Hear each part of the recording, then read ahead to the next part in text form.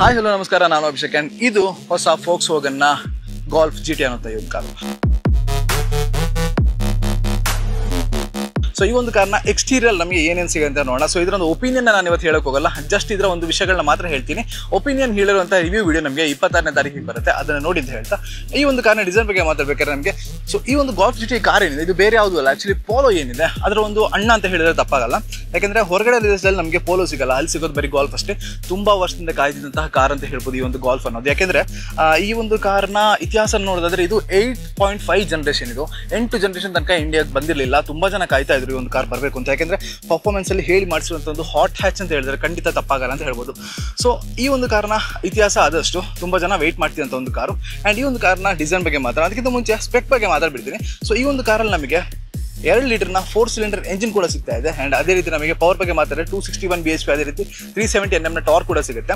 And frontal design ನಾವು ನೋಡೋದಾದ್ರೆ ನಮಗೆ ಮೆಟ್ರಿಕ್ಸ್ನ LED ನಮಗೆ ಸಿಗ್ತಾ ಇದೆ, ಇಲ್ಲಿ ನೋಡಬಹುದು. ಅಂಡ್ ಅದೇ ರೀತಿ ಕನೆಕ್ಟೆಡ್ DRL ಕೂಡ ಸಿಗುತ್ತೆ. ಈ ಒಂದು ರೆಡ್ ಕಲರ್ನ ಸ್ಟ್ರೈಪ್ ನಮಗೆ ಎಲ್ಲ GTL ಕೂಡ ನೋಡಬಹುದು. ಇದು ಆಕ್ಚುಲಿ GTI ಒಂದು ಸಿಗ್ನೇಚರ್ ಆಗುತ್ತೆ ವಿಷಯ ಅಂತ ಹೇಳ್ಬೋದು. ಅಂಡ್ ಅದೇ ರೀತಿ ಇಲ್ಲಿ ನಮಗೆ ಫೋಕ್ಸ್ವ್ಯಾಗನ್ ಲೋಗೋ ಸಿಗ್ತಾ ಇದೆ, ಇದು ಆಕ್ಚುಲಿ ಇಲ್ಯುಮಿನೇಟೆಡ್ ಲೋಗೋ ಇದು. ಅಂಡ್ ಅದೇ ರೀತಿ GTI ಬ್ಯಾಡ್ಜ್ ನಮಗೆ ಇಲ್ಲಿ ಸಿಗುತ್ತೆ.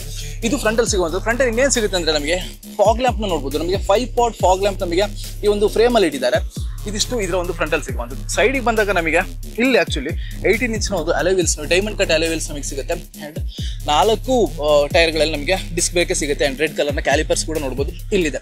ಟೈರ್ನ ಪ್ರೊಫೈಲ್ ಬಗ್ಗೆ ಮಾತಾಡಿದ್ರೆ ನಮಗೆ 225/40 18 ಇಂಚಿನ ಟೈರ್ ನಮಗೆ ಇಲ್ಲಿ ಸಿಗುತ್ತೆ. ಅದೇ ರೀತಿ GTI ಒಂದು ಬ್ಯಾಡ್ಜ್ ನಮಗೆ ಇಲ್ಲಿದೆ. ಇಲ್ಲಿ ನಮಗೆ ಬಾಡಿ ಕಲರ್ಡ್ ORM ಸಿಗುತ್ತೆ. ಅದೇ ರೀತಿ ನಮಗೆ ಇಲ್ಲಿ ವಿಂಡೋ ಟ್ರಿಮ್ಸ್ ಬಗ್ಗೆ ನೋಡಿದ್ರೆ ಬ್ಲಾಕ್ ಔಟ್ ಆಗಿರುವಂಥ ವಿಂಡೋ ಟ್ರಿಮ್ ಸಿಗುತ್ತೆ. ಯಾವುದೇ ರೀತಿ ಕ್ರೋಮ್ ಎಲಿಮೆಂಟ್ ನಮಗೆ ಇದ್ರಲ್ಲಿ ಸಿಗಲ್ಲ. ಅದಕ್ಕೆ ಮೇನ್ ಆಗಿರೋ ಕಾರಣ ಏನು ಅಂದ್ರೆ ಇದೊಂದು ಪರ್ಫಾರ್ಮೆನ್ಸ್ ಕಾರು, ಹಾಟ್ ಹ್ಯಾಚ್ ಇದು. ಸೊ ಹಾಗಾಗಿ ನಮಗೆ ಯಾವುದೇ ಒಂದು ಕ್ರೋಮ್ ಎಲಿಮೆಂಟ್ ನಮಗೆ ಸಿಗಲ್ಲ. ಇಲ್ಲಿ ಫೋಕ್ಸ್ವ್ಯಾಗನ್ ಲೋಗೋನ ಕೂಡ ನಮಗೆ ಕೊಟ್ಟಿದ್ದಾರೆ.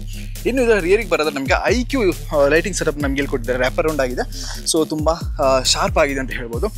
ಡಿಸೈನ್ ಕೂಡ ಅಷ್ಟೇ, ಈ ಕಟ್ಸು ಎಡ್ಜಸ್ ಎಲ್ಲ ನೋಡ್ಬೋದು, ತುಂಬಾ ಶಾರ್ಪ್ ಆಗಿದೆ. ಅದು ಬಿಟ್ಟು ನಮಗೆ ಇಲ್ಲಿ ಫೋಕ್ಸ್ವ್ಯಾಗನ್ ಒಂದು ಲೋಗೋ ಸಿಗ್ತಾ ಇದೆ, GTI ಬ್ಯಾಡ್ಜ್ ನಮಗೆ ಸಿಗ್ತಾ ಇದೆ. ಅಂಡ್ ನಮಗೆ ಟ್ವಿನ್ ಎಕ್ಸಾಸ್ಟ್ ನಮಗೆ ಇದ್ರಲ್ಲಿ ಸಿಗುತ್ತೆ.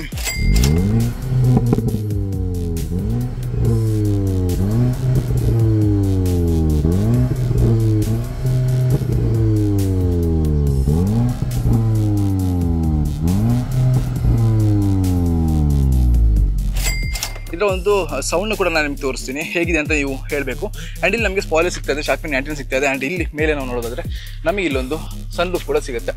ಆ್ಯಂಡ್ ಇನ್ನು ಇದರ ಒಳಗೆ ನೋಡೋಣ. ಸೊ ಒಳಗಡೆ ನೋಡುವಾಗ ನಮಗೆ ತುಂಬ ಪ್ರೀಮಿಯಂ ಫೀಲ್ ಇರುವಂಥ ಒಂದು ಇದು ಅಂತ ಹೇಳ್ಬೋದು. ಸೊ ಅದನ್ನು ಕೂಡ ನನ್ನ ಒಪಿನಿಯನ್ನ ಹೇಳಲ್ಲ. ಸೊ ಆ್ಯಕ್ಚುಲಿ ಇಲ್ಲಿ ನಮಗೆ ವರ್ಚುವಲ್ ಕಾಕ್ಪಿಟ್ ಸಿಗ್ತಾ ಇದೆ, ಕಂಪ್ಲೀಟ್ಲಿ ಡಿಜಿಟಲ್ ಆಗಿರುತ್ತೆ. ಇನ್ಸ್ಟ್ರೂಮೆಂಟ್ ಕ್ಲಸ್ಟರ್ ಅಂತ ಹೇಳ್ಬೋದು. ಇನ್ಫೋಟೈನ್ಮೆಂಟ್ ಸಿಸ್ಟಮ್ ಕೂಡ ಇಲ್ಲಿದೆ.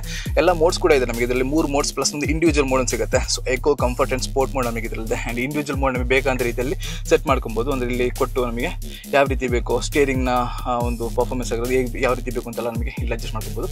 ಇಲ್ಲಿ ನಮಗೆ ಸನ್ ರೂಫ್ ಸಿಗುತ್ತೆ. ಇಲ್ಲಿ ಆ್ಯಕ್ಚುಲಿ ಸೆನ್ಸರ್ ವೈಸ್ ನಮಗೆ ಅದನ್ನು ಕ್ಲೋಸ್ ಮಾಡ್ಬೋದು.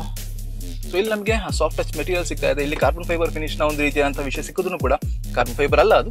ಆ್ಯಂಡ್ ಇಲ್ಲಿ ನಮಗೆ AC ವ್ಯಾನ್ ಸಿಗ್ತಾ ಇದೆ. ಈ ಒಂದು ಕಾರಲ್ಲಿ ನಮಗೆ 3 ಝೋನ್ ಕ್ಲೈಮೇಟ್ ಕಂಟ್ರೋಲ್ ಸಿಗುತ್ತೆ ಅಂತ ಹೇಳ್ಬೋದು. ಸೊ ಡ್ರೈವರ್ಗೊಂದು, ಪ್ಯಾಸೆಂಜರ್ಗೊಂದು ಆ್ಯಂಡ್ ಹಿಂದ್ಗಡೆ ಒಂದು, ಅದನ್ನು ಕೂಡ ನಾನು ತೋರಿಸ್ತೀನಿ.